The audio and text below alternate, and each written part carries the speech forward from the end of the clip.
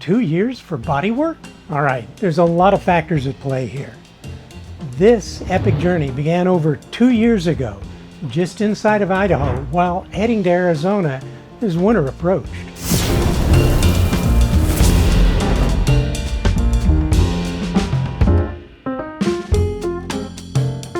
First, our driver's side rear RV tire blew on a narrow freeway with no real shoulders and lots of high-speed traffic. Yeah, we called for roadside assistance. A few hours later and we're back on the road again. Then I made a stupid comment challenging fate, and fate slapped me down hard. Man, it would really suck if we blew another tire right now with no spare. It's time for that suspenseful moment when we find out who gets the Flying Fickle Finger of Fate Award. And who gets the wicked weenie tonight? Minutes later, boom! The passenger side RV tire had just blown. In just 20 minutes from our stay for the night. Man, I was getting short. 4 more weeks and out. Well, this was the precursor to today. We did change out all the tires, but it took over 1.5 years to get all the parts, and time to get the bodywork completed. We were so proud as we were hooking up the rig when all was done. We rushed and failed to use our checklist for the very first time. We also let someone interrupt our routine while we connected to the truck. And then I even neglected to do a pull test. I started to pull away and bang! I knew immediately what had happened. I didn't want to believe that it could happen to me, but yeah, I did it. Dropped the RV on our beautiful truck. The truck took the brunt of it. Only 8 inches. Leave it. And the truck and rig were still serviceable. We carefully retraced our steps and were able to successfully reconnect, following all of our safety procedures this time. It was a 2-hour drive of shame back to the Valley of the Sun. Shame! Shame, shame, shame! Contacted our truck's insurance provider and were treated marvelously. Waited again for parts, then got a call from the repair center that we could bring it in. 8 weeks later, it was back looking better than new. Yeah, we had family in the area with a truck like ours and a 5th-wheel hitch in their bed who helped us move our rig while we waited for our beast. We had called our RV insurer, who after the truck was back also treated us amazingly. Our agent came out and gave us an estimate for its repairs and cut us a check saying that he could cancel it later and reissue it to whoever we choose to do the work. Well, here's where I throw another monkey into the wrench. It's the fly in the ointment, Hans. The monkey in the wrench. Right about now, we discovered that I had cancer.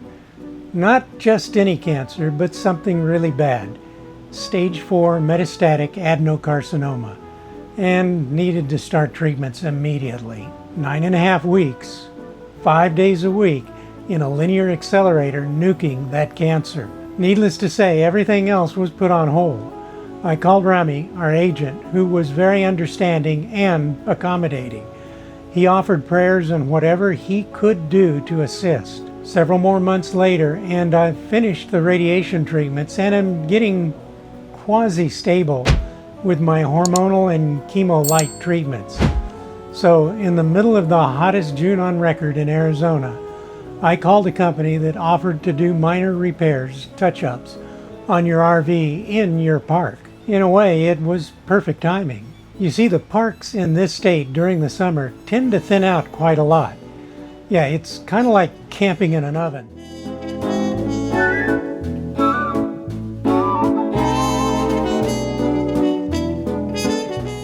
But there is less hassles with neighbors over minor bodywork. The company we chose offered to be out on July 3rd at 0700. It's a little cooler then, to start the repairs. The good thing is that there is no structural damage to the RV's superstructure.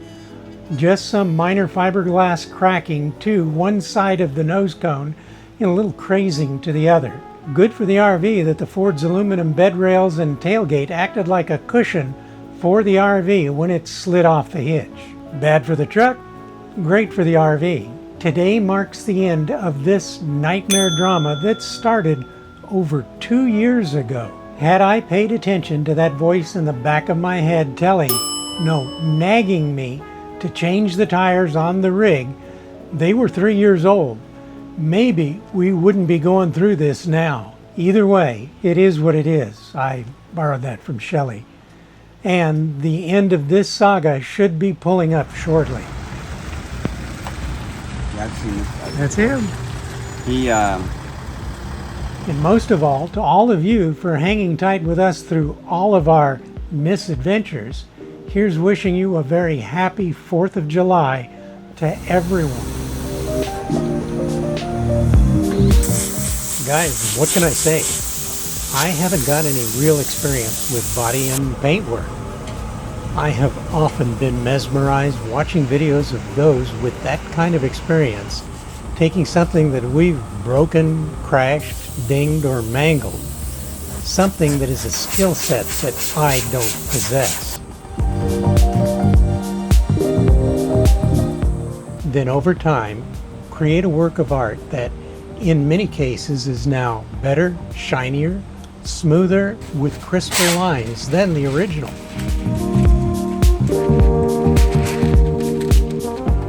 That's pretty much what this gentleman did with his mobile body shop.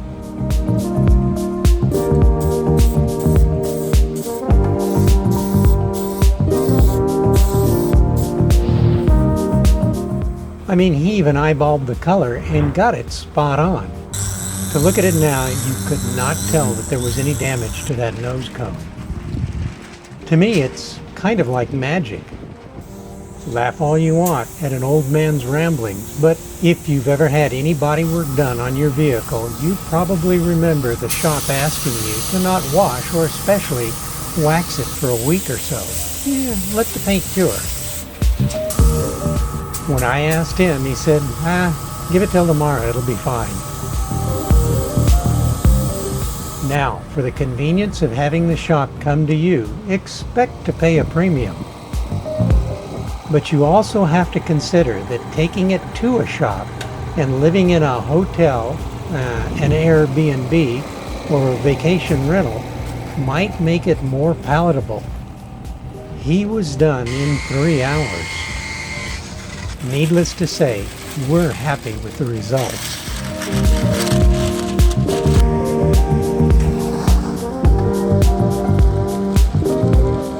We hope that the food is delicious and the displays, shows are breathtaking. And for all of our four-legged friends out there, ask your human counterparts to fit you for either earmuffs and or cotton in your ears as the fireworks start. What better way to end a saga and start our brand new Season 6 than with an amazing holiday celebrating the birth of this nation that we all love. See you next week. Please travel safe.